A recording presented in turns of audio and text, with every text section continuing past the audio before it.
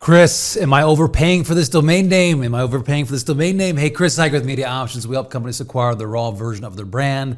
Working on some of the best domains on the planet. Check that out over at MediaOptions.com. Check out ChrisHeiger.com. Just did episode 892 on my podcast. Pretty crazy. Many years doing that podcast. A lot of good information on the daily story into domaining and negotiating and pricing and value and just kind of some fun stuff and how it relates back to domain names. Anyways, the story today is this. Am I overpaying for this domain name? Now, like it's something that comes up, I don't know, once a week, every other week, twice a day, I don't know. It comes up quite a bit, right? It's just this concept of what it's going to cost to acquire this domain name. And, in the back of, every buyer's mind is, hey, am I overpaying for this, right? The back of every seller's mind is, am I selling this too cheaply, right? I often talk about this bar chart and how these bar charts align, and there's a deal that gets done in the middle of there somewhere if a deal can get done. Now, but this one relates specifically back to the buyers, like, am I overpaying for it? Now, typically what I say is this, okay? Like, it really breaks it down into three buckets, okay? The first one is, what do you want to pay? Now, everyone wants to pay zero, right? I mean, you want to pay nothing for an asset. I mean, you want to walk into that car dealership and you want to see that $80,000 Denali and say, hey, I'll give you 30 for that. And they're like, yeah, done, yeah, Meanwhile, the price tag's $80,000, right? We all want that good deal. We all want to look for incentives and rebates and anything we can do to save money. So that's the first thing is like, I get it. Like you want to get it for as least amount possible because, as from a money standpoint, you're going to invest that money other places in your business that are going to have a return and like continue this cycle, right? But in general, you don't want to pay much. Okay, that's the first data point, right? Check. The next one is what's it going to cost, right? So what is the cost of this and what's the value to your organization? And I usually say it in terms of like, I give a couple of different frames. Okay, the first one is, what do you pay your average salesperson? Is it $100,000? Is it $120,000? I don't know. Maybe it's $150,000. Depending upon your business, maybe it's junior sales $80,000. But what do you pay them? And if you look at that over 3 years, 5 years, well, most domains are going to pay for them themselves, right? Now, if you look at the power of your domain name, maybe that's going to produce the same value as 3 salespeople, maybe 5 salespeople, right? I relate it back to the 7 dimensions to how a domain name impacts your brand.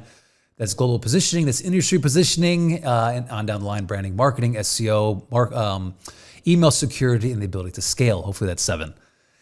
And so it's like, what's the cost, and can you justify it as far as the cost goes to your business? But then, the flip to that is like, what's the true value for your brand?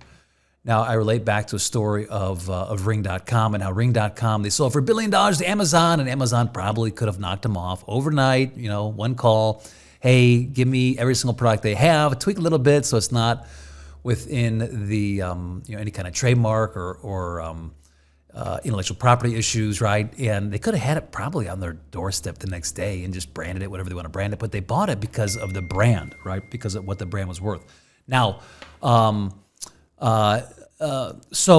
when they went to sell that, they said it was worth like $40 million, okay? And he was on an interview at some point. You can look it up online, Ring.com, the interview, what he thought the domain was worth. It was like 40 to 45, maybe even $50,000. It's this thought of brand equity, okay? So your domain equals your brand equity. And that's the real value for your brand. Now, it's interesting because, we'll sell a domain name, and a lot of times once we sell it, there's like this FOMO takes place, right? It's like, oh, we want it, and we get a couple offers in, and, sometimes we'll get an offer in at like 2x, 3x what it sold for.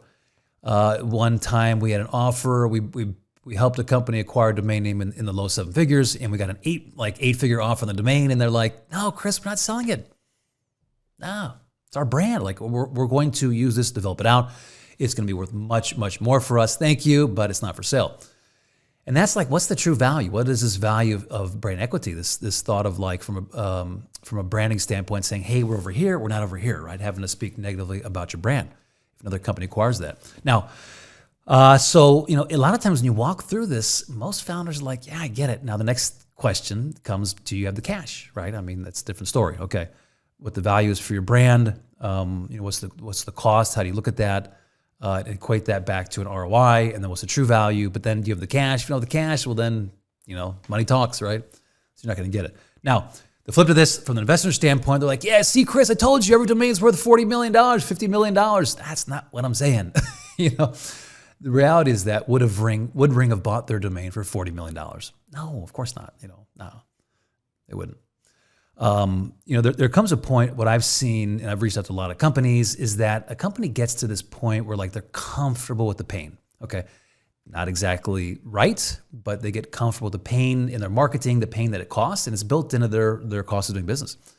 And so, a company kind of hits that scale where they don't need it. Now the flip to that, again, okay, there's like a counter argument to every argument is like, okay, I mean, if another brand gets that, they own the global positioning, and then, then that metric changes overnight. So, go back, look at my video I've done on domain valuations, the 3 pillars. First pillar is raw equity, brand equity, and perceived equity as far as how do you value a domain name, what are some metrics to figure out kind of the pricing of a domain name. The other flip to that from a domain investor standpoint is like options. I mean, if your domain's not like your domain has a value, okay? It has a value. Like, if it just depend upon the scale that it goes from being the raw version and that kind of like scales off from that. Maybe I'll do some kind of video on that, kind of explaining my philosophy, my thoughts on that. But it has a value, and every time you get away from that kind of this raw version and you start adding things onto that domain name, well, then there's options that are out there. Okay, it also comes down to the domain strategies. Boy, it's a lot more than I was planning on talking about. So I'm just going to end it here. Am I getting ripped off? A lot of times, no, you're not. You just don't want to pay it. You just don't want to pay it. But guess what? Like that's the cost many times. So reach out to me if you got a specific question on a domain valuation, maybe one you're trying to acquire. I can do a little consulting with you. Hope you found value in this. And if you did, share it up. Oh, and go on over to chriszeiger.com. Check out my podcast. It's also on Apple, iTunes, .com strategies. Check that out and share this up. You just got done listening to another episode of .com strategies. Check us out online at chriszeiger.com and at mediaoptions.com.